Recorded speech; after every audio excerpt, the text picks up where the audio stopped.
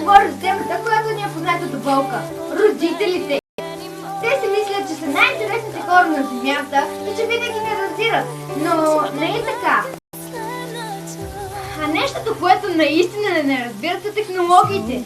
Разбирам, че не е лесно да разбираш технологии, като не си роден с разни чучуринки, като таблети и компютъри. Но моля ви се, не е чак толкова трудно да влезеш в Фейсбук.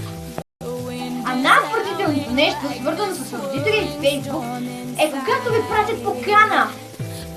Смисъл на Фейсбук не е ли да се напиеш или пък да направиш някоя глупост, да качиш снимки и те да ни я видят? А най-ужасното нещо са техните фрази. От всички деца на земята, защо точно ти ми се падна? Бог, защо ми наказва с тебе?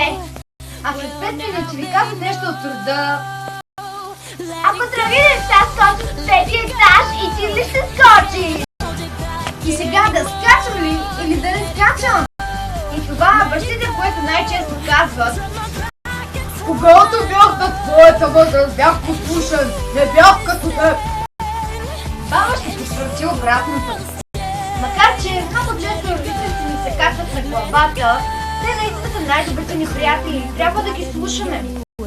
Това беше всичко от мен в Марморана. Не забравяйте да пишете коментари и да влезете на Facebook страницата ми, написана по-долу в описанието.